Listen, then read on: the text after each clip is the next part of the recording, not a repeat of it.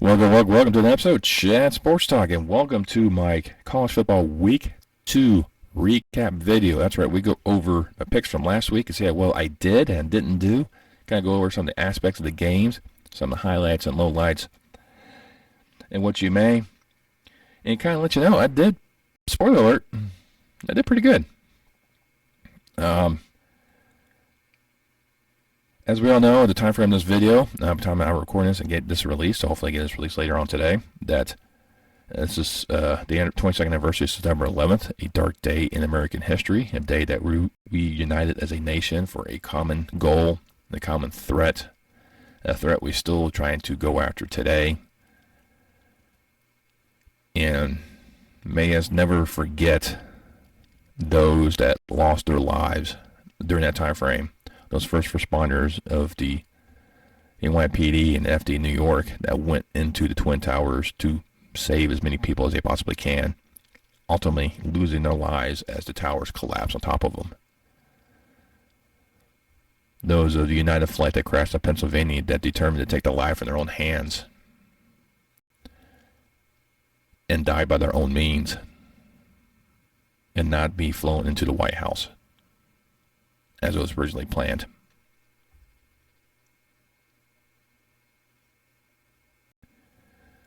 That was a dark time in our nation. I was serving in the military at the time frame. Saw the replay of the second plane hit, and the aspect of my military career changed from there on out. Well, let's take a minute to remember that day, and hopefully we'll never forget.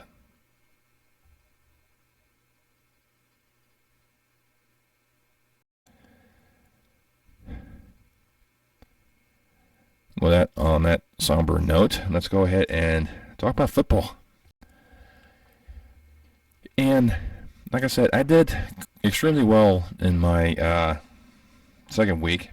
First week I was 8-4, not too bad. This week I did a lot better, and I think I probably plateaued already.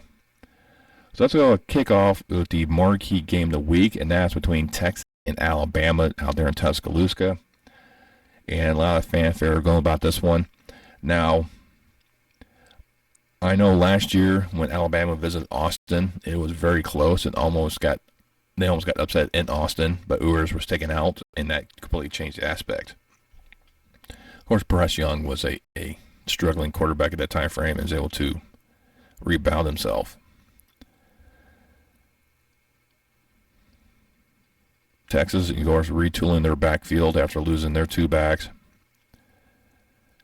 But so that Ewers in charge of everything, and Texas came out early. I mean, halftime it was 13-6 in terms of Texas, but Alabama came in the second half, took the lead 16-13. But after that, it was all Texas. Texas defense really stepped up, took control of that game that quarter. Ewers was just phenomenal, almost 350 yards passing, 3 touchdowns.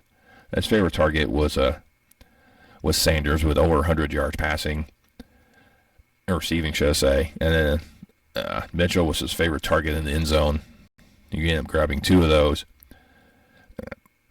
Ormiro didn't really have much success and throwing 2 picks. It was just he was having a hard time frame as the Longhorns went into hostile territory and beat Nick Saban in his home stadium 34-24 to mark a huge upset in terms of that. And looking at the recent polls, Texas made a huge jump to the top 5. Alabama didn't even fall out of the top 10. But let you know that looks like Texas is back. They're going to be here for a while. They're going to be a huge force within the SEC once they join next year.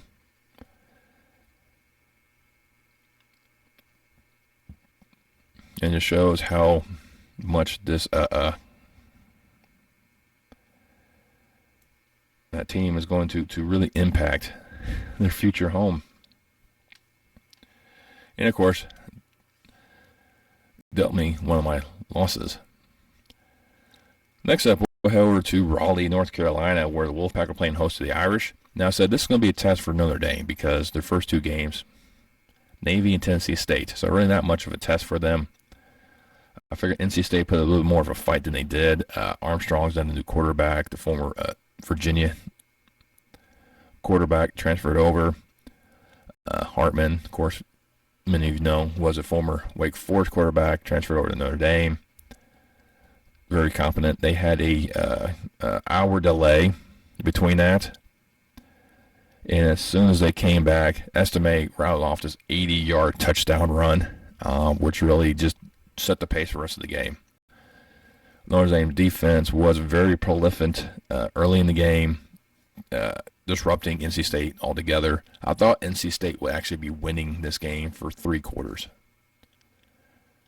I was wrong on that aspect. There's no turning back on Notre Dame. Hartman, over 200 yards passing with 4 touchdowns. Estime, over 130 yards on the ground with 2 touchdowns.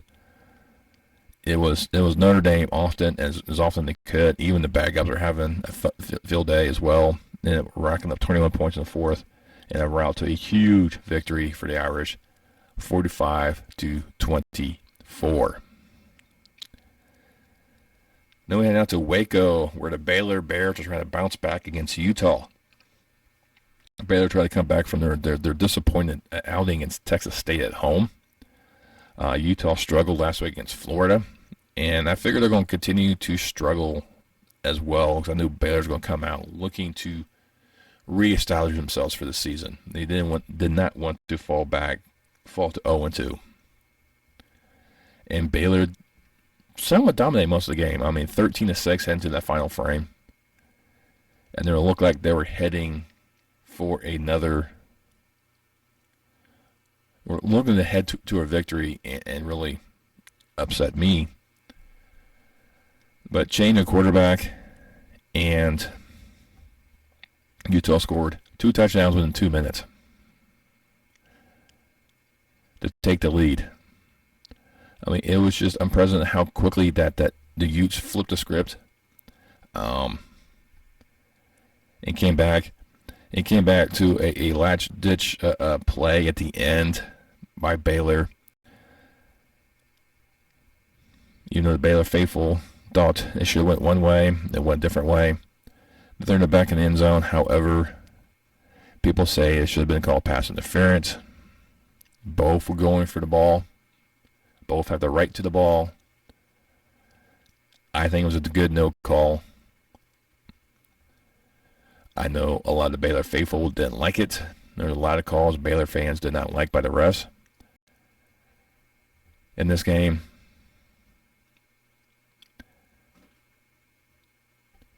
But the play at the end, both players are trying to go for the ball, and they both had the right to it. So, good no call. Utah ended up holding off a late second tying effort by Baylor and winning 20-13 to continue my winning ways. And then we head over to Chapel Hill, Appalachian State King of the town, take on North Carolina. And I told you this was going to be a thriller. This did not disappoint whatsoever. It was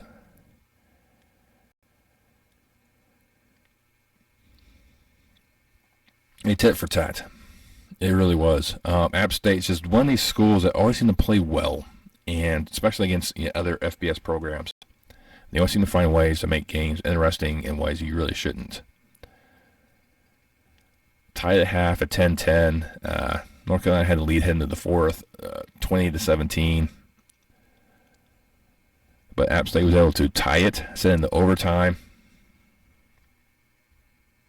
at 27-all. And go into overtime. Still tied after the first overtime. Going to second overtime. North Carolina has a lead, 40-34. It was a fourth down play that North Carolina defense finally stepped up and stopped App State to escape an upset bid by the Mountaineers at Chapel Hill. Well, it was a game that I knew was going to come down to the wire just because how these two play.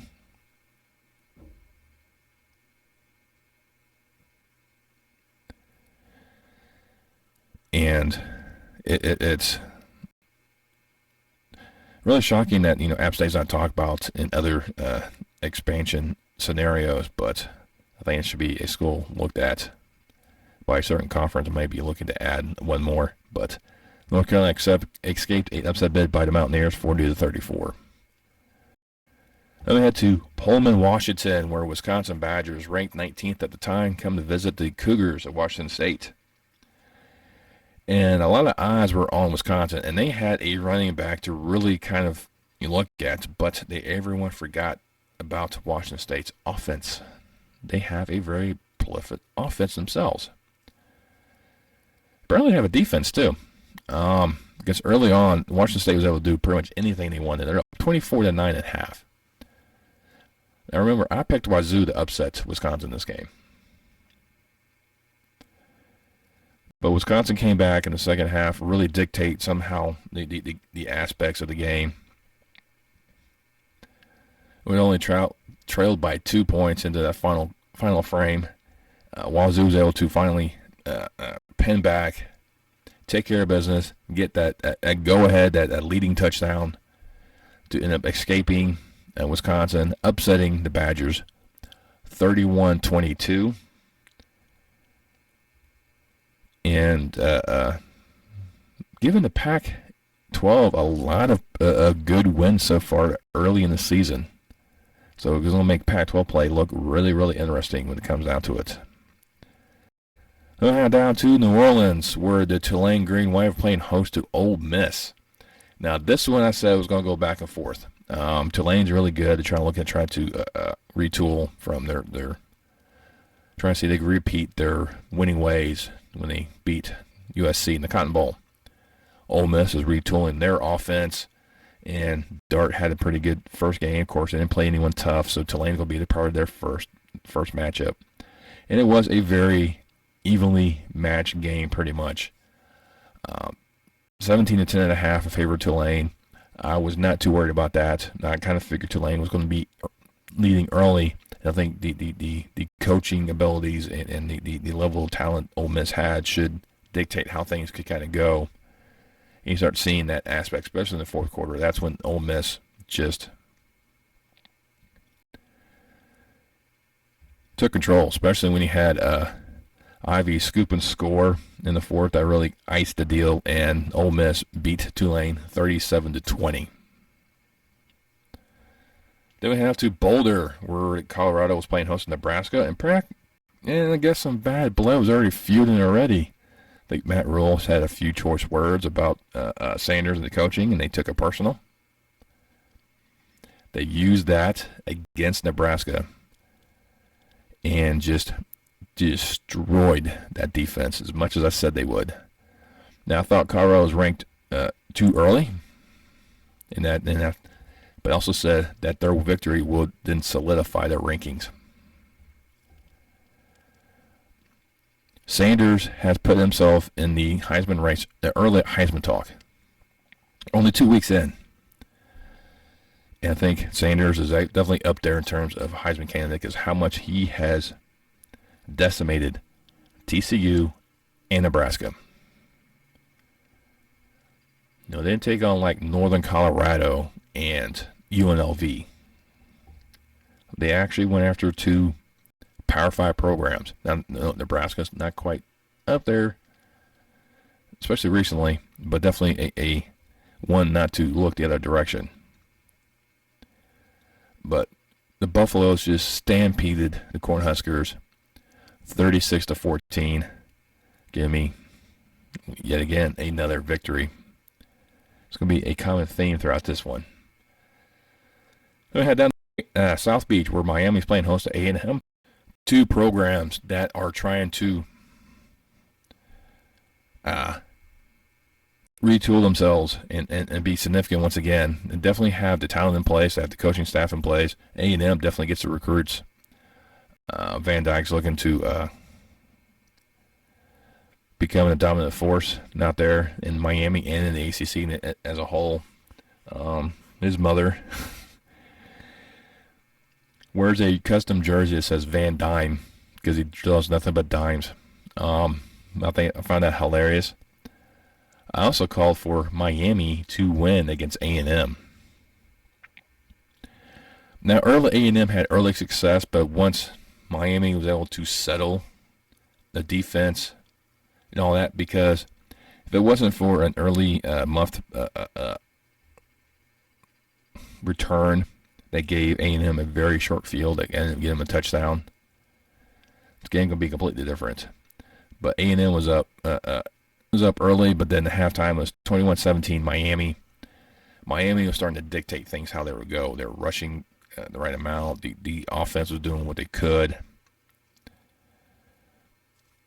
Van Dyke had over 370 yards passing with 5 touchdowns. He was throwing dimes.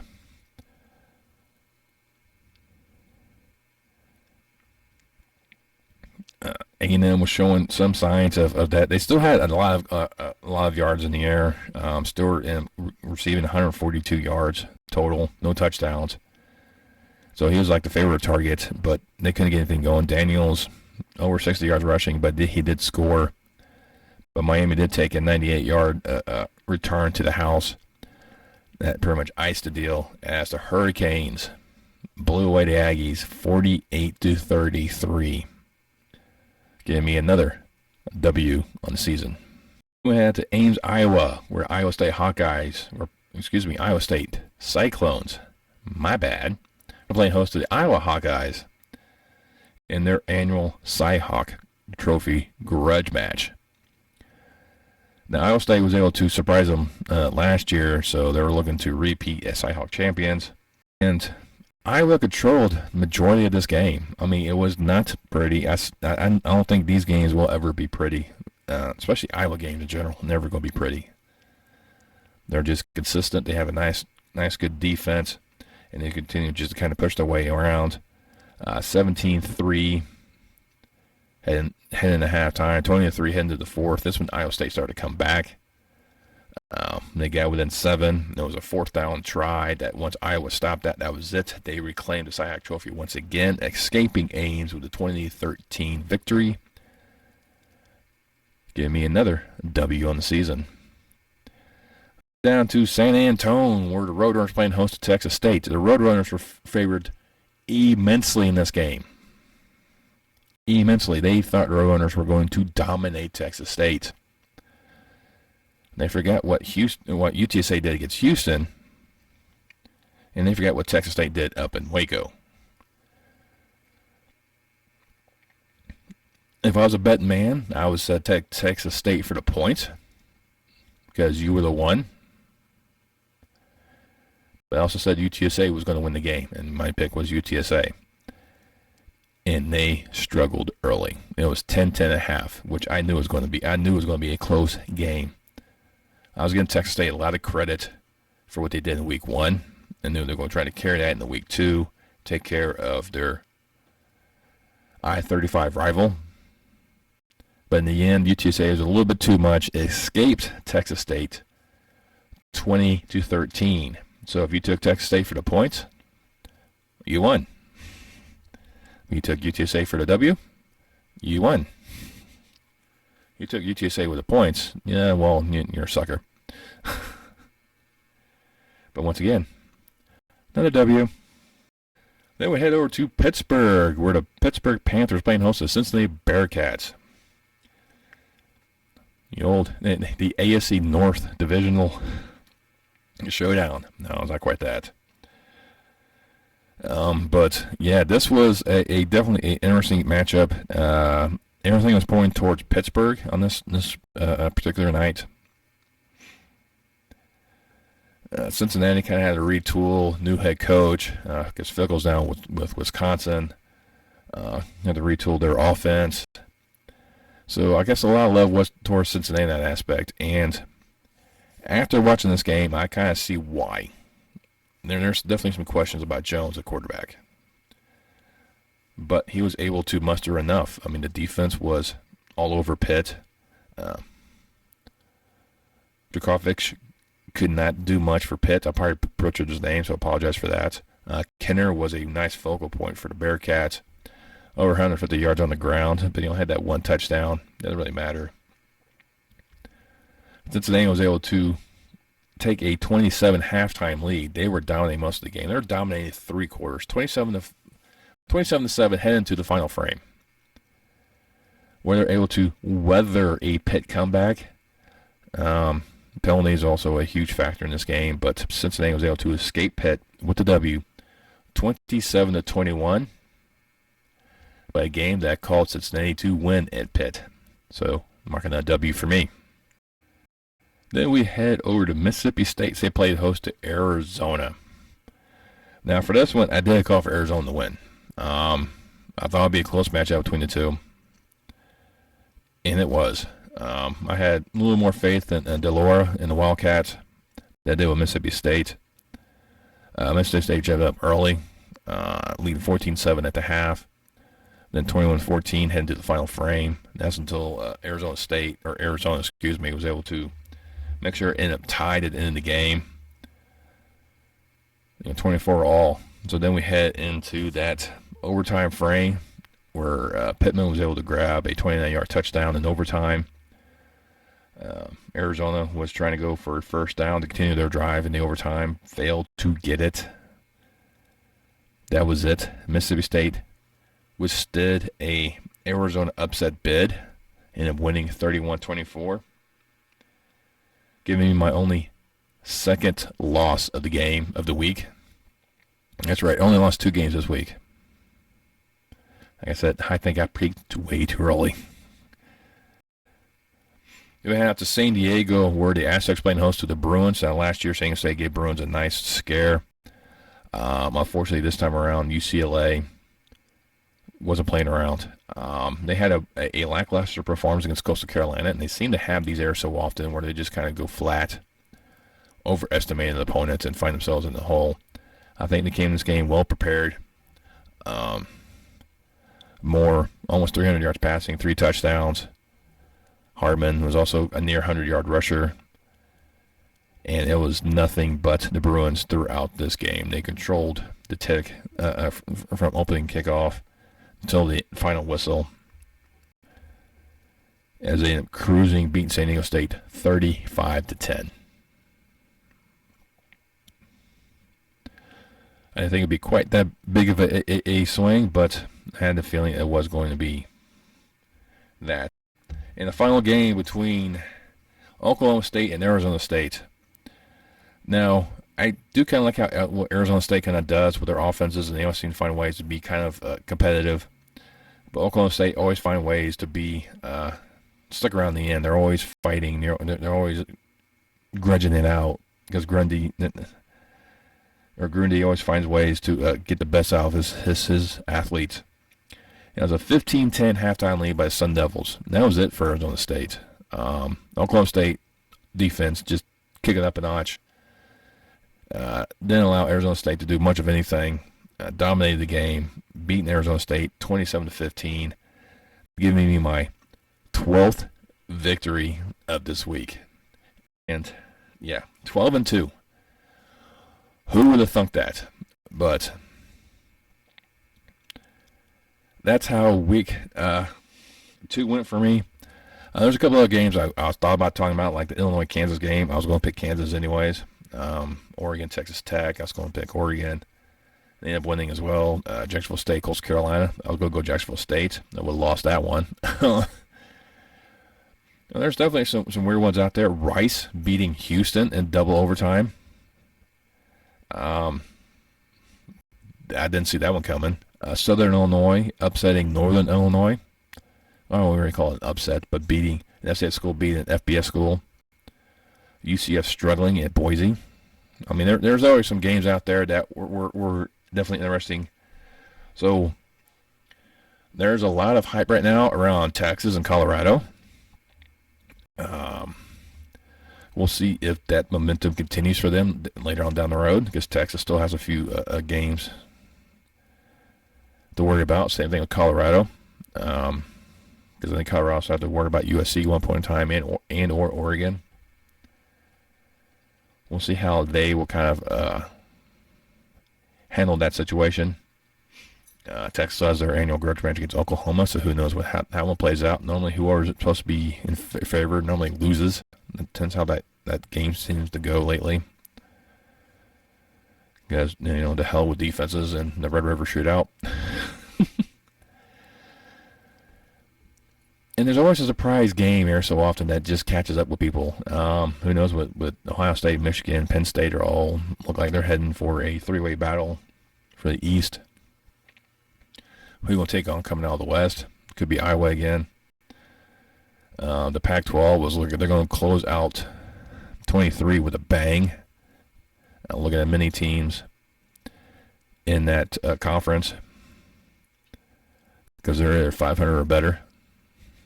Of course, it's only 2 weeks, but hey. But I don't know. This is going to be definitely an interesting season how this plays out. I think Colorado's going to be make more of a noise than I thought they would. I didn't think they'd be this good this early.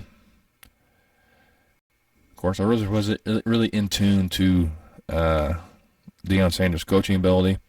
I can just see what he did with Jackson State, how he brought that program back, making huge strides in winning the SWAC back-to-back years, but failing to win the Celebration Bowl in back-to-back years. And Sanders has become a really good quarterback, a really mobile quarterback, quick to think, fine, had great connection with receivers. So this Colorado offense is definitely going to be a juggernaut. It is their defense that needs to step up and match up to play. So we'll see how Colorado's future moves forward. We'll see, like I said, Texas can keep this up. See if Alabama rebounds. What about Georgia? I mean, there's so many different angles to go about the season. Notre Dame. But they do have some good games coming up. They still have a game against Ohio State and USC. So that could probably determine which way the Irish season goes. But which game this past week was the biggest surprise in your take? I already know one of you Texas fans in here are going to say that they were rooting for Texas the entire time frame. Just saw the comment last week. But let me know down there. Once you're down there, make sure you hit the thumbs up, especially that content provides you. It really helps please the YouTube guys. It really helps promote this video out. You also subscribe. I mean, you guys are watching or subscribed. It doesn't cost you a dime. You just hit the subscribe button, turn notifications, and let you know next time I post any more content on my channel. And I will see you next time on Chat Sports Talk.